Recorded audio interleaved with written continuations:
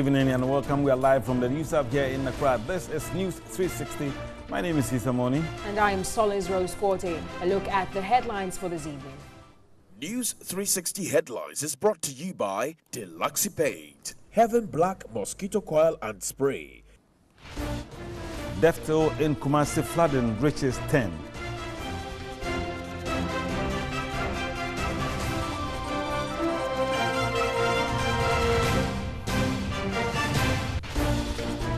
Jamestown fishermen plan to resist close fishing season in August.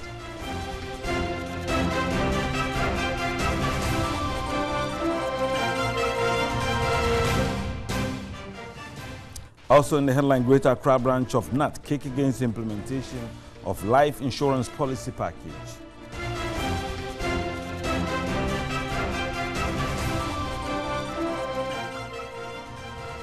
And in Mission tonight, persons with disability in Wa East District of the Upper West region start productive businesses.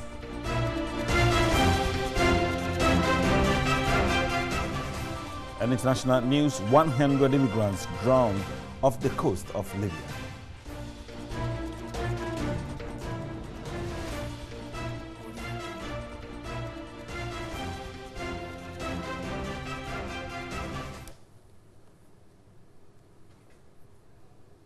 Russia 360 segment is brought to you by Premier Health Insurance.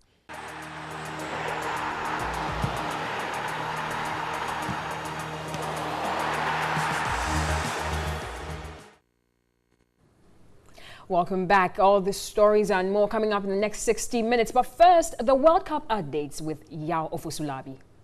Well, thank you, so let's now straight into the World Cup updates now. And there could be a possibility that both of the world's best players, Cristiano Ronaldo and Lionel Messi, will exit the World Cup after the games today. After Lionel Messi left the World Cup stage earlier today after his side, Argentina, were beaten by France by 4-3 in the first round of 16 game. And the game that is happening at the moment, Uruguay taking on Portugal, and Portugal are down by a goal. Edinson Cavani getting the goal there in the 4th minute for his Uruguayan side. So it's still all to play for really in the next 45 minutes of the game. And Cristiano Ronaldo might just come alive and give Portugal the deserved win to get to the next stage of the World Cup. Russia 360 segment is brought to you by Premier Health Insurance.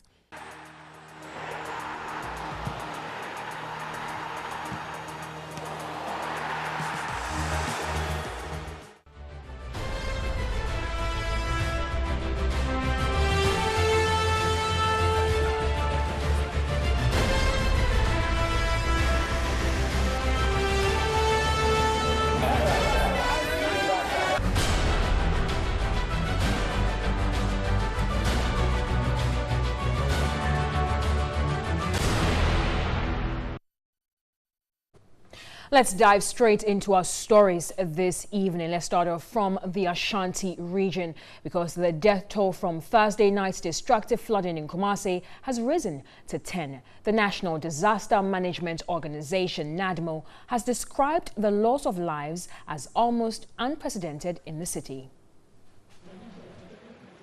A downpour in Kumasi last Thursday night wreaked havoc in several communities. A number of houses were submerged and residents displaced. Vehicles and property were swept into the Abuabo and Susan drains. 10 people have so far been found dead at Kasi, Kwadaso, Asabi and other areas. Some families are still reporting of missing relatives. A rescue team from NADMO and other security agencies are in search of missing persons. Speaking to TV3, the regional NADMO director, Kwabena Sinturi, said countless number of residents have been displaced. Kwabena Sinturi cautioned residents against building on waterways. My fellow assembly members and the various district, municipal and metropolitan, that they should get their engineers on board to educate the people. And we have started the demolition just along the Pelele and the other places. So we are going to continue. Let's stay on the flooding in Kumasi. Hundreds of squatters have been evicted from the Ahmiam Angloga Junction slum in Kumasi following the floods. in that area. A task force of the Metropolitan Assembly demolished over 300 illegal structures in the exercise. Here's a report by Benjamin Edu. The demolition exercise was supervised by a team of military, police, city guards and NADMO officers. Kumasi witnessed massive flooding of communities Thursday night after a 5-hour downpour. 5 people lost their lives and several property destroyed. Authorities attributed the floods to the erection of illegal structures on waterways. The Anguiam-Anglonga Junction slum accommodates thousands of migrants, mostly from the 3 regions of the north. The slum, which is as big as 5 football fields, is drenched in filth and ramshackle wooden structures serving as homes. The Kumasi Metropolitan Chief Executive Osei Asibi Entry says the demolition of the slum is to sanitize the area to prevent flooding. The chief executive cautioned residents against putting up structures on waterways. We have met with the leadership of the area that henceforth anybody who would try to bring back the structure is going to be prosecuted. Some of the affected slum dwellers appealed to the authorities to provide them alternative space for accommodation. You're watching News 360, and George AEC is the Director of Communication of NADMO, and he joins me on News 360 right now. George, good evening and thank you for joining us. Yeah, good evening, my brother. Right, so what is happening in Kumasi must be worrying indeed, and we'd like to find out what role NADMO is playing in the rescue efforts. Yeah, thank you. Yes, I think yesterday you carried some news item. You spoke to our regional director. Yes, carrying from there, the NADMO is collaborating with the assembly to do what they are doing, clearing illegal structures of the waterways. That we've always trumpeted about that. And then, you know, breaking those ones and trying to get the people off those places. We've seen the devastation caused by the flood. We've always said that it's been our own activities that have brought about this. So NADMO is partnering the assembly. As of now, it is the assembly that has that authority to do what they are doing, pulling down those structures. But NADMO is working in tandem with them to get those people off so that they can all have some respite and get over these unfortunate circumstances. Right, George, but flooding is seasonal and it is yearly. May, June, July, every year it rains and we get flooding in this country. People die, properties are destroyed. This is not new. So what has NADMO been doing over the years?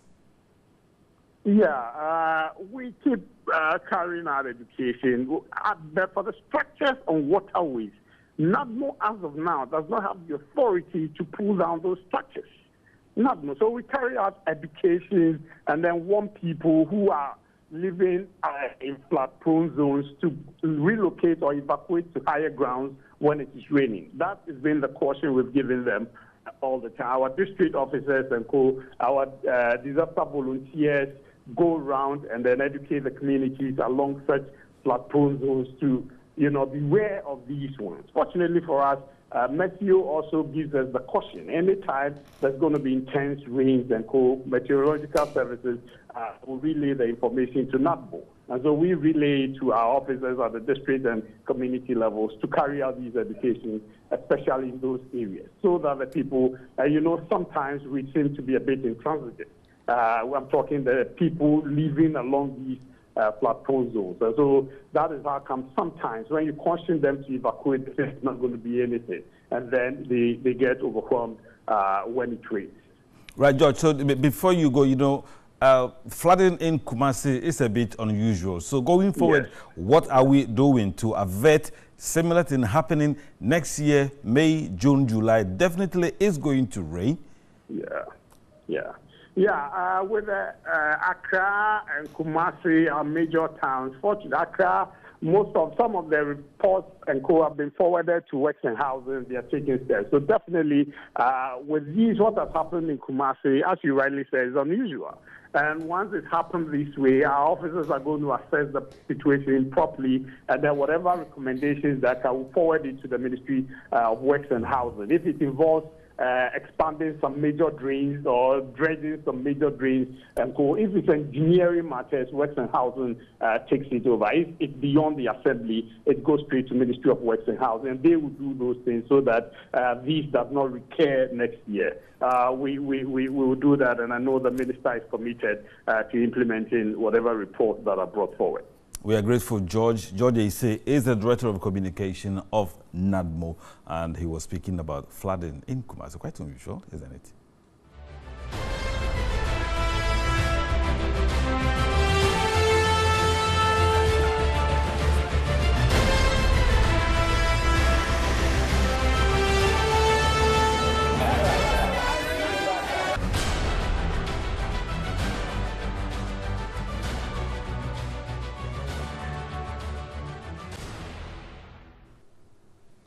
Now, the Metropolitan Chief Executive of Tamale, Musa Superior, has placed an indefinite ban on musical concerts in the Tamale metropolis. This follows the death of 7 young people who were involved in a motor accident 30 meters away from the Tamale airport on Friday, June 29, 2018 at about 3 p.m. The youngsters were among fanatics of the award-winning musician Mujahid Bello with stage name Fancy Gadam, who were heading to the Tamale airport to welcome the music icon and his Nigerian counterpart Pato Rankin.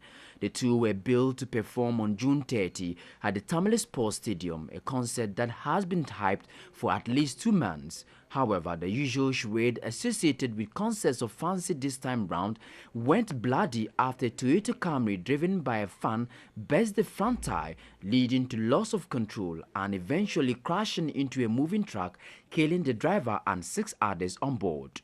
This forced the Metropolitan Chief Executive to pronounce a ban on all musical concerts indefinitely, as he revealed he has attempted stopping the 5MNS Entertainment label from hosting previous concerts due to the chaos that characterized their shows. The entire central business district of Tamale was ransacked, and there was so much indiscipline on the road, and that led to the unpardonable casualties that we had. So it's a temporal ban. Fishermen at Jamestown in Accra are unhappy about government's intended closed season to fishing in August. August, they say, is a very wrong time for the excise since it is their season for bumper harvest. They are therefore unwilling to comply with the directive and are vowing to resist any attempt to enforce the ban. Here is Katri Frimpoma's report on this developing story. The usual lively fish port of Jamestown in Accra is a pale shadow of itself today. The expectant fish processors who have congregated here from all over the region wait anxiously.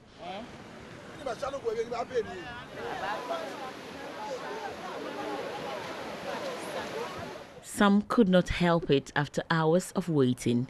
Interacting with them, they seem to be singing the same chorus.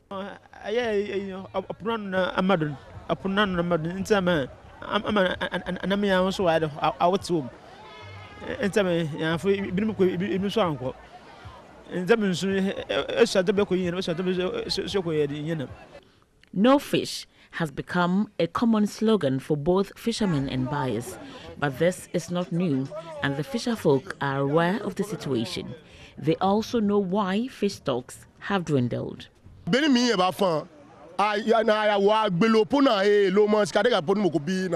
I was growing up, there was so much fish than we could consume. But due to light fishing, everything has gone bad.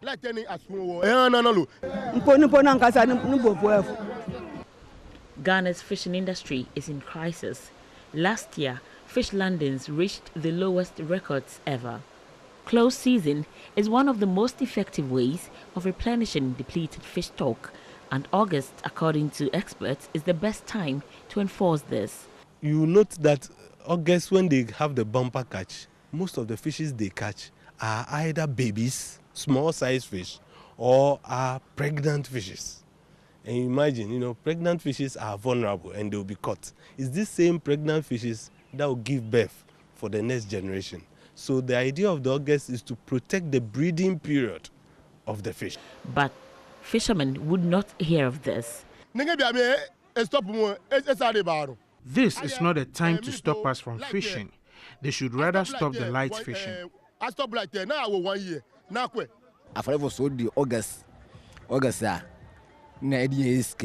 August is the bumper season for us. We make so much money. It will be difficult for us to comply. Some of the women knew about it and have planned to rely on frozen fish during the period. The Ministry of Fisheries and Aquaculture Development, together with the Fisheries Commission, in accordance with Sections 763 and 84 of the Fisheries Act 2002, Act 625, started the implementation of the closed season for the industrial sector in 2016. It has, however, become imperative to close the season to all forms of fishing for maximum impact. The closed season, in combination with other management practices, will result in increased landing by 90,000 metric tons by 2030. Everything about fishing is tough and difficult, and so is the intended closed season in August going to be. Obviously, it will take a very pragmatic effort to make it happen. Catherine from TV3 News, Jamestown, Accra.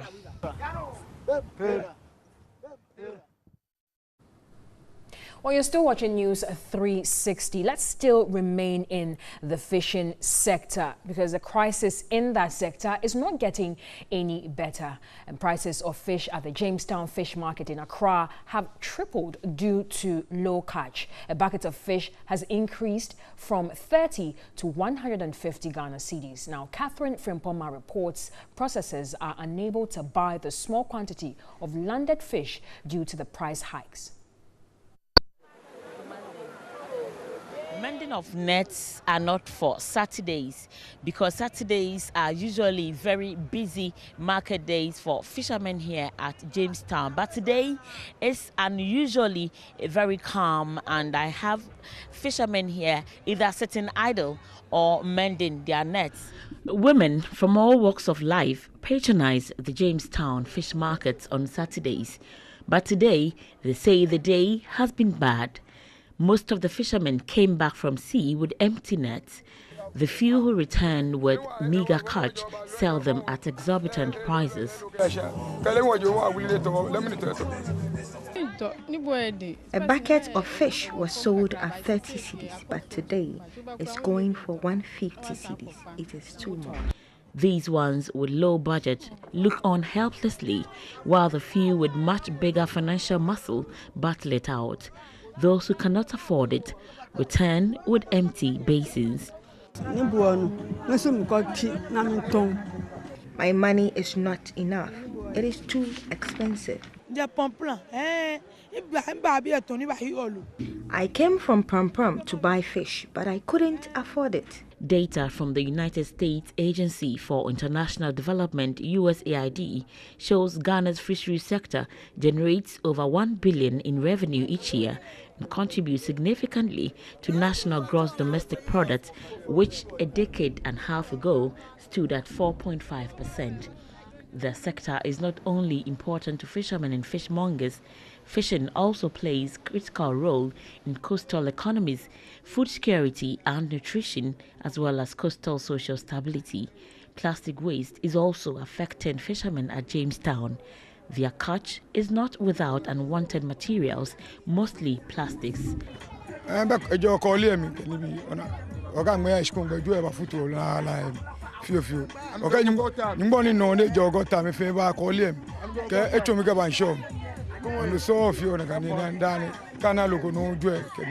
This global challenge is far greater than any country can handle on its own. This means everyone, including youth, women and men, government officials and universities must work together to solve Ghana's marine challenges. Catherine Frimpoma, TV3 News, Accra. Right, let's focus on a story that has been simmering since yesterday. The National Democratic Congress has expressed shock at the demise of immediate past Vice President Kwesi Amissah-Arthur on Friday.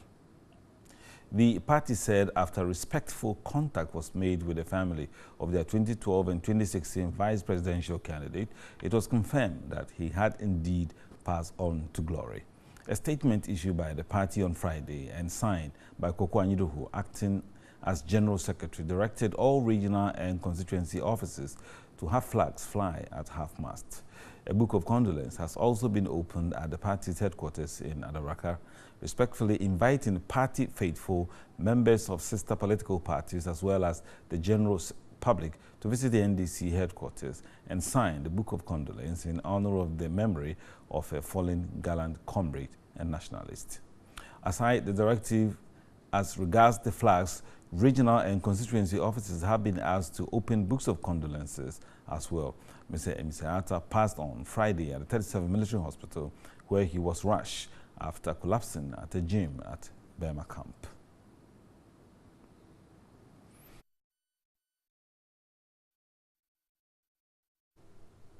And on to another trending issue. Deputy Minister for Local Government and Rural Development, Obi Amwa, has urged the opposition NDC not to politicize the dismissal of the EC chair and her 2 deputies, while insisting the evidence that affirmed their sacking came from within the EC. However, national organizer of the NDC, Kofi Adams, maintains the decision to remove the EC boss is politically motivated and challenged the president to act on a petition that has been filed against the Chief Justice. They spoke on New Day on TV3.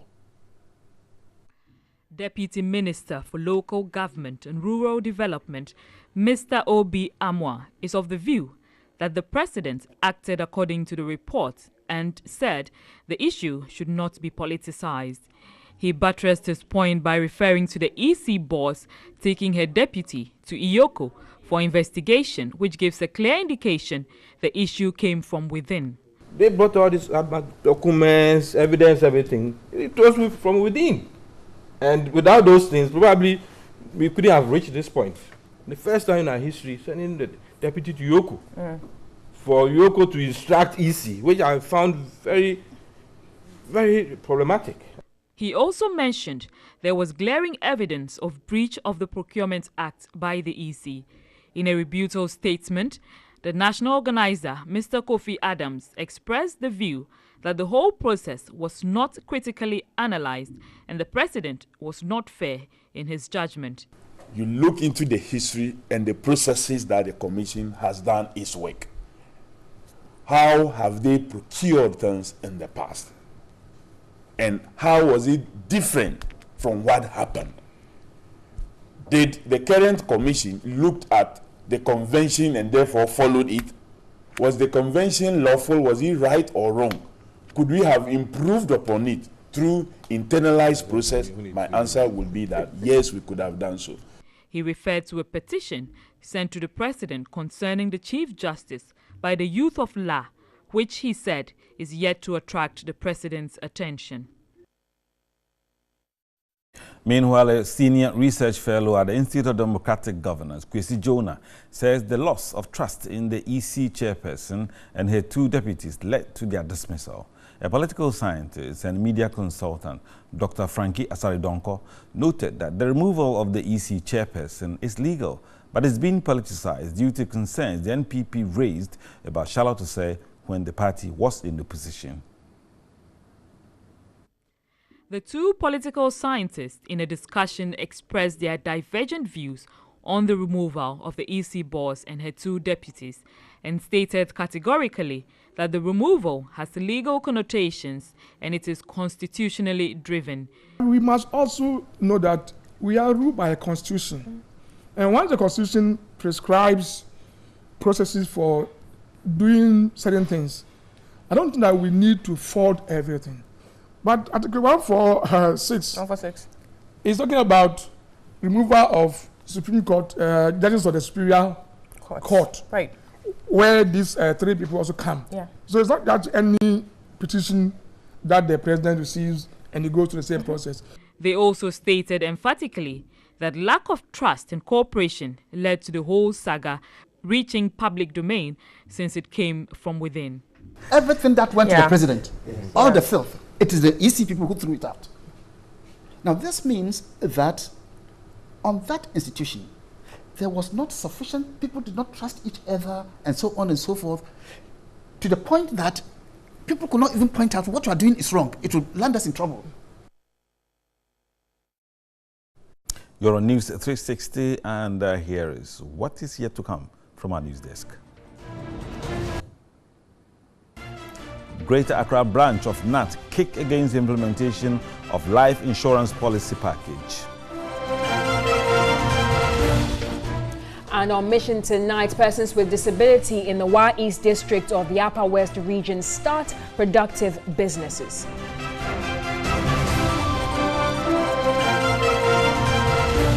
And we'll also be looking at the issue of 100 immigrants who are reported to have drowned off the coast of Libya.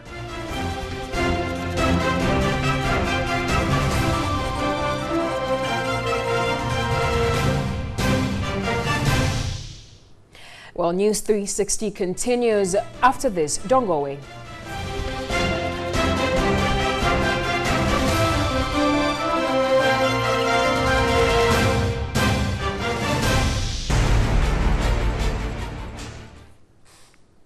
Welcome back to News 360. It's now time for Mission, which is supported by Star Ghana with funding from Danida, the UK Aid and the European Union. Let's start off from the Upper West region, where some persons with disability in the Wa East district of that region are living decent lives. Now, through the support of the district assembly, some have started enterprises and have even been training others. Eric, a physically challenged tailor, has about 7 girls under his care.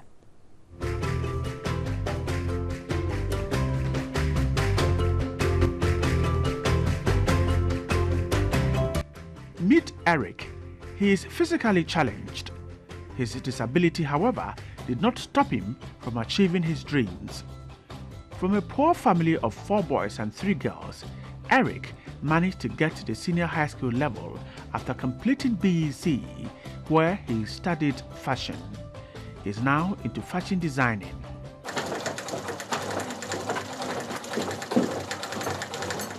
First, when I started, I wasn't having machine, so I started in the village because I am from Bufiama. The same house I'm living is the same house I'm sewing. But it comes to a point that people are hearing, so some will carry things from here to there. And I've been sewing and they are saying, oh, it's good, it's good. That's how humble his beginnings were. Today, this is his shop at Funsi, the capital of Wa East. The assembly bought his first sewing machine for him. Today, he no longer uses the hand machine. Eric now has 7 girls under him. He now uses electric machines he acquired from his savings. Again, the assembly was very supportive here. He is still dreaming of expanding his business. The work was overloaded. I say I have to get it, so I use some money that I have skill to buy it, and I see to it that I'll be doing the work, and the knitting part is not always nice. So I write to the ensemble that I need knitting machine, so that I can, when I finish, I will be able to knitting it, so that it will also be like you went to the town and so. He's grateful to the assembly, but says the release of funds is still a challenge. The money there sometimes delay. You write and you be, even Mr. Matthew sometimes he will not like to pick the call, because he will say there's nothing in the distance. 2 weeks you call. So have you heard? He will not be picking. He will not be picking. Because he will tell you how you will still insist, because that's what we also defend. The assembly says it is sometimes disadvantage. There is no delay. If the money is available, we give it out. We make sure that we deliver, give everyone that deserves. If we assess you and we know, particularly students, for the releases assembly, they don't delay. For why is, as far as I'm concerned, no delay. No delay, except that the money is not there. Eric has a passion to save people. He says his major worry is young girls who drop out of school. I go around and I see that they are working idly. I begin to talk to them when they become free with me. Or ask, so what can you do? Some will say, oh, you want to go and learn tailoring? I will say, okay. Then I'm also a tailor. Now, come. I will see your parents and bring you so that you come and be with me. His sole aim is to help the underprivileged. If not by help, I myself, I wouldn't have been a tailor because my background was poor. But it's through the help of the government and other people that now I'm able to, I will call myself an able person. And now I'm no more a liability. And you're also helping those who are struggling to make it. Who are struggling to make it to get this the same opportunity as I did. His apprentices praise him for his commitment. I also know how to cut, and I can also sew something on myself. All because of what your master Eric has been teaching you? Yes. For Eric, he's now an able person thanks to the district assembly. So that is Eric's passion. He has about 6 of these young ones here. Most of them, he said, are school dropouts. And that is what he does. He gets onto the street and talk to them and said, look, come and let me teach you this skill so that you can make yourself comfortable. This is the shop, a small shop. He told me that he's gotten several people to bring in here, but the space is simply not adequate. He's thinking of expanding, and so the district assembly is ready to come in and help, but he also needs more support to expand this place and get more people in here to train to become people who can make dresses. Bright Nanafo, TV3, Funsi. Now, still on issues relating to persons with disability and still in the Upper West region, PWDs at a Star Ghana Town Hall meeting at Isa in the Dafiama Busie Isa district of the Upper West region want delays in the release of funds stopped to enable them embark on their business ventures. 56 persons at the function received checks as part of the 3% Common Fund allocation to persons with disability. Over 55 persons with disability received funds. PWDs with needs in the education, health and business front were supported. The applicants were screened, after which successful ones were selected. Some of the applicants are into income-generating activities, while others need support in education. Others are into vocation and needs capacity building. The district has compiled a database of persons with disabilities. There is an unlimited opportunity for those who were not captured to be registered. I wish to therefore use this platform to appeal to disabled persons not registered to do so as soon as possible.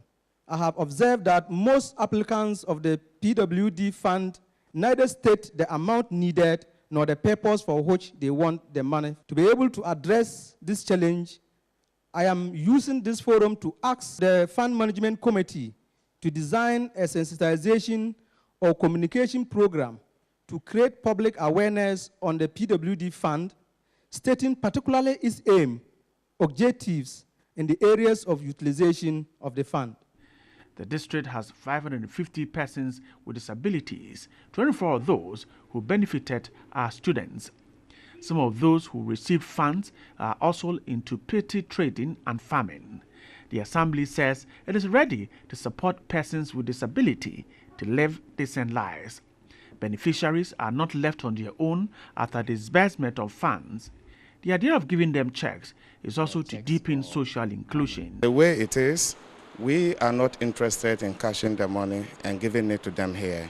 So in view of that, we said, no, let us always give them checks to go to the bank, cash the money, so that they can also interact with people in the other sectors of the economy, i.e. people who are bankers, they will go there, they will interact with them, and they will feel comfortable. The District Assembly says it will support disabled children to access education in Wa and other parts of the region because the district has no special school.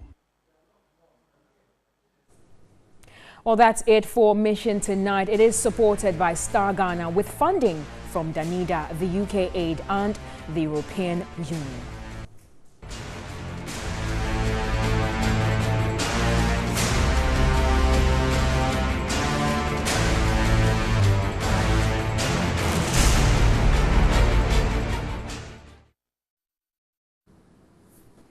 Now let's do some more news. And the Greater Accra National Association of Teachers says it is no longer interested in the Ghana Education Service life insurance policy package imposed on teachers in the region. Speaking at a press conference in Accra, the chairman of the association, Ransford Esia Loli, said implementing the life insurance policy without their consent was wrong.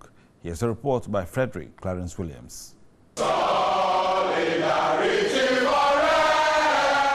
Members of the Greater Accra Regional Branch of the Ghana National Association of Teachers says the Ghana Education Service did not discuss any life insurance package with them before the Ghana Education Service went ahead to implement the insurance policy. The Greater Accra Regional NAT would like to state emphatically that our members are not interested in the life insurance package as it currently stands. Our membership see this deduction disrespectful to the teaching fraternity. The association urged the GES and the Controller and Accountants General's Department to cease all deductions forthwith and refund all funds detected so far to its members who are against the insurance policy.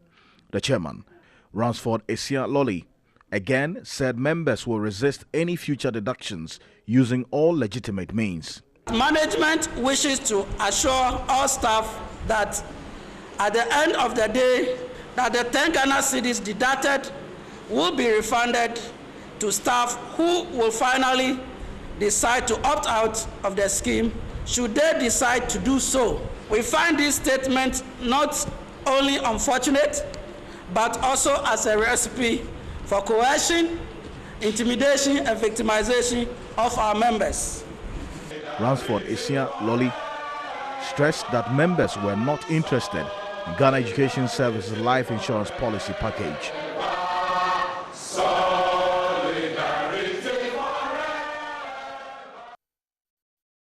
Let's do some more politics this evening. And the women's wing of the ruling New Patriotic Party in the Bole district have described as an attack on feminism a petition written by the chairman of the Council of Elders and constituency chair.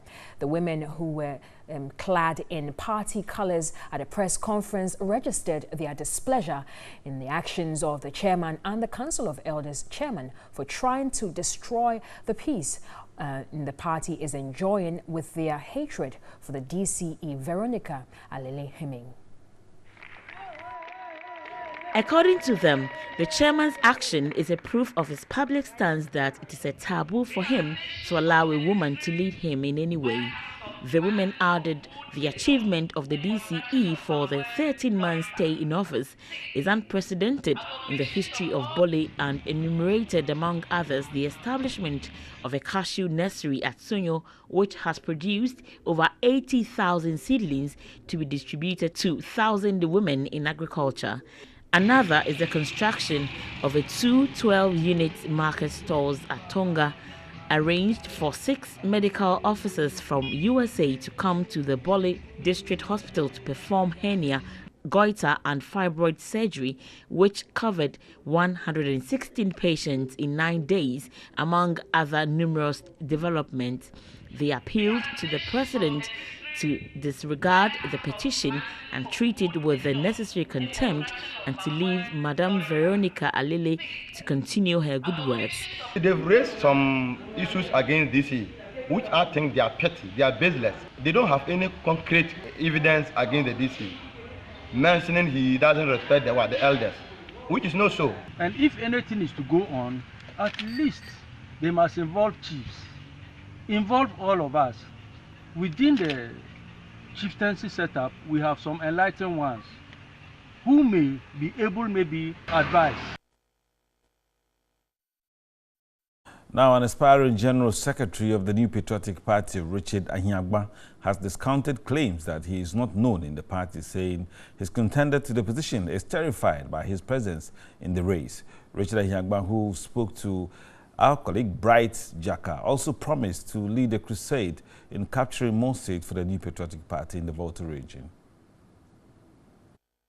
The Volta region, since Ghana returned to democratic elections, has been a no-go area for the New Patriotic Party, leaving the National Democratic Congress to enjoy massive support over the years. However, Richard Ahiagba believes that can change under his stewardship as the General Secretary of the New Patriotic Party, promising to deliver 10 parliamentary seats for the New Patriotic Party in the Volta region if given the nod. So we bought into this party mindset a very long time ago. We moved into Accra and we served here at Alajo where I was sitting. We worked with the leadership over there. In 2000, we're all on the street singing Asio. When I traveled out of this country, which is in somewhere in 2004, I maintained my love for the party, which we have done at great cost.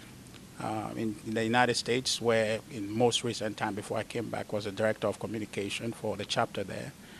We've invested money. We've headlined a lot of fundraisings for this party. In fact, without going into details, my president knows what I have done. Delegates of the governing New Patriotic Party are converging at the Koforidua Technical University to elect national executives who will steer the affairs of the party for the next 4 years.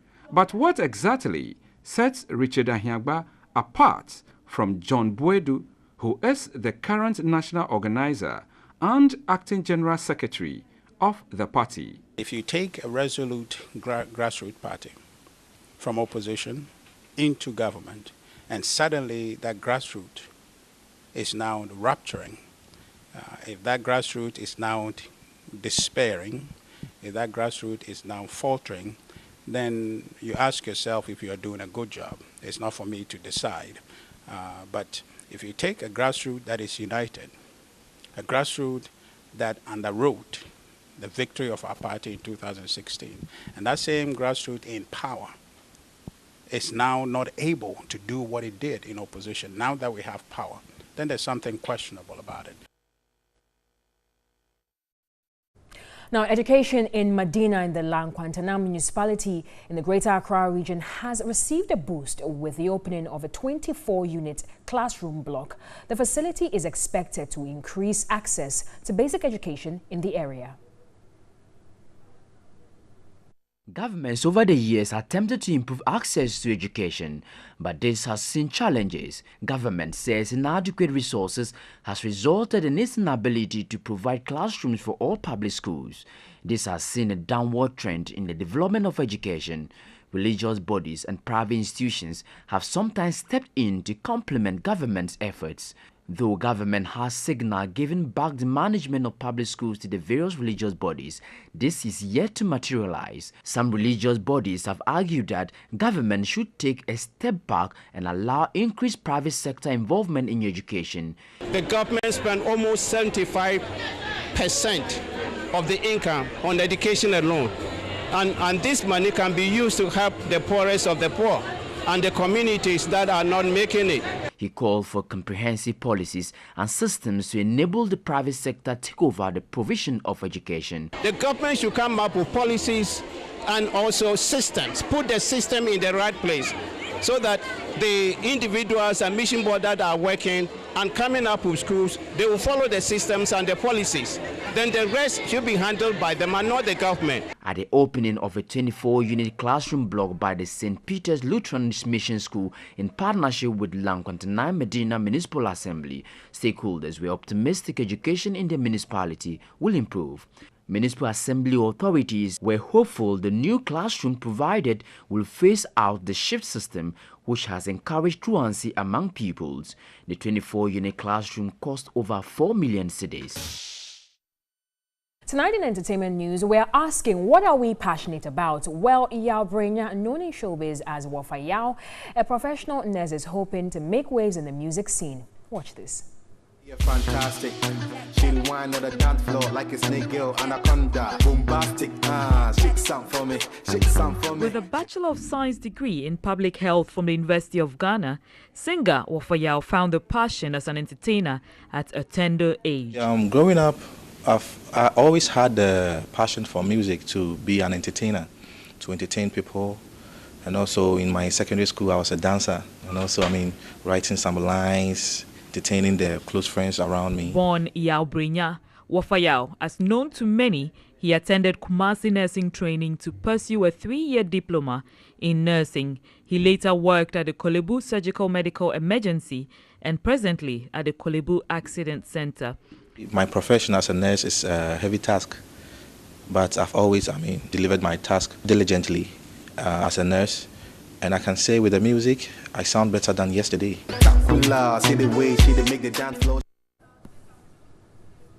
Definitely an inspiring one there. You definitely can have a profession, then you can also follow your passion. Absolutely. And that's it for this edition on News 360. My name is Asa Moni. And I'm Solis Rose Quarty. Have a good evening.